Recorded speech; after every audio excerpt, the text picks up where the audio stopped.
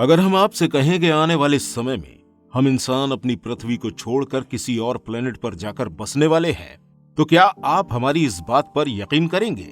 शायद नहीं। लेकिन दोस्तों, आने वाले कुछ सालों में ऐसा होने वाला है।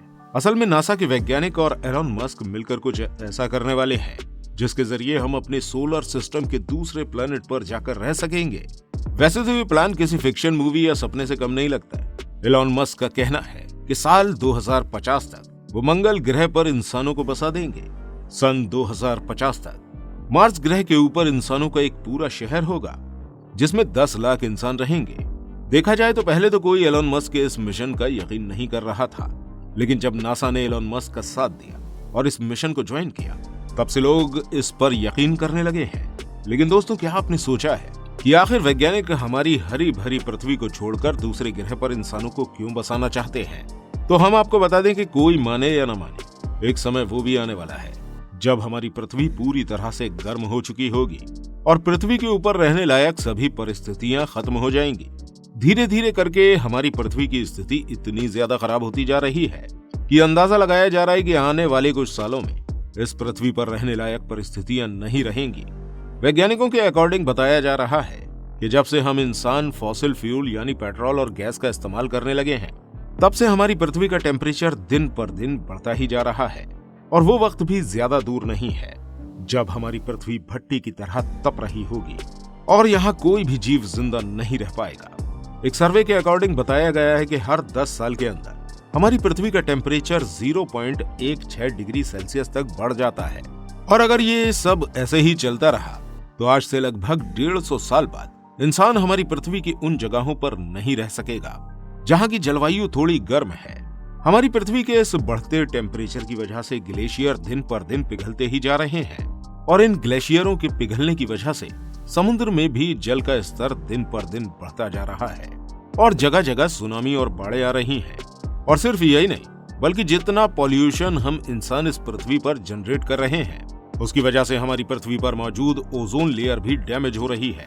अब जैसा कि हम सभी जानते हैं कि ओजोन लेयर सूरज से आने वाली अल्ट्रावायलेट रेज से हमारी प्रोटेक्शन करती है और इस ग्लोबल वार्मिंग की वजह से हमारी ओजोन लेयर धीरे धीरे करके डैमेज होती जा रही है, जिसकी वजह से हमें तरह तरह की बीमारियों का सामना करना पड़ रहा है। सोलर रेडिएशन और पॉल्यूशन से बढ़ने वाली गर्मी की वजह से हमारी पृथ्वी का जो हाल होता जा रहा है, उससे एक बात तो साफ हो चुकी है कि आने वाले समय में हमारी पृथ्वी हम इंसानों के रहने लायक नहीं रहेगी। और यही कारण है जिसकी वजह से हमारे वैज्ञानिक इतने ज्यादा परेशान हैं और हम इंसानों के रहने के लिए एक दूसरा ग्रह सौर मंडल में तलाश कर रहे हैं। लेकिन अभी यहाँ दूसरा सवाल ये उठता है कि आखिर सौर मंडल के इतने ग्रहों में से हमारे वैज्ञानिक मंगल ग्रह की तरफ ही क्यों देख रहे हैं? आखिर ऐसी क्या वजह है जो सोलर सिस्टम के इतने ग्रहों में से मंगल ग्रह को ही चुना गया है? चलिए अब इस बात को भी जान लेते हैं। दोस्तों, जैसा कि आप सभी जानते होंगे कि हमारी पृथ्वी के 2 पड़ोसी ग्रह हैं, एक वीनस और एक मंगल। मंगल को चुने जाने का सबसे पहला कारण ये है कि ये हमारी पृथ्वी से बहुत ज्यादा नजदीक है। लेकिन अब आप ये सोच रहे होंगे कि आखिर वीनस ग्रह भी तो हमारी पृथ्वी के करीब है, तो वैज्ञानिकों ने वीनस को क्यों नहीं चुना? देखा जाए तो वीनस मंगल के मुकाबले हमारी पृथ्वी से ज्यादा नजदीक है, लेकिन हम वीनस पर इसलिए नहीं जा सकते क्योंकि वीनस पर कुछ ऐसी ही परिस्थितियां हैं जिन परिस्थितियों से हम भागना चाहते हैं, यानी कि गर्मी। वीनस हमारे सौर मंडल में सूरज के चारों तरफ चक्कर लगाने वाला दूसरा ग्रह है और इस ग्रह पर गर्मी इतनी ज्यादा रहती है कि यहाँ लोहा भी पल भर में पिघल जाए। यही वो कारण है जिसकी वजह से हम वीनस के नजदीक होने पर भी वहां जाकर नहीं रह सकते और इसलिए वैज्ञानिकों ने वीनस को छोड़कर मंगल ग्रह को चुना है, क्योंकि मंगल ग्रह वीनस के बाद हमारी पृथ्वी से सबसे ज्यादा करीब है और सूरज के चारों तरफ चक्कर लगाने वाला चौथा ग्रह भी है।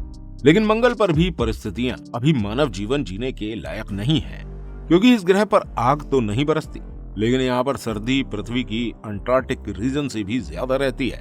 इसके अलावा इस ग्रह पर सिर्फ सर्दी नहीं, बल्कि यहाँ ना तो पानी और ना ही ऑक्सीजन है। हम इंसानों के जिंदा रहने के लिए कोई भी बेसिक फैसिलिटी मंगल पर अवेलेबल नहीं है। इन सब चीजों के बारे में वैज्ञानिक बहुत अच्छी तरह जानते हैं, लेकिन फिर भी वो क्या कारण है जिसकी वजह से वैज्ञानिक मंगल ग्रह पर कुछ सालों में इंसानों को बसाने का दावा कर रहे हैं? नासा और एलन मस्क के पास आखिर ऐसा क्या प्लान है जिसके जरिए वो मंगल पर हम इंसानों को बसा पाएंगे? चलिए तो अब हम इसके बारे में भी जान लेते हैं। एलन मस्क का कहना है कि वो साल 2026 में इंसानों के छोटे ग्रुप को मंगल ग्रह पर भेजेंगे।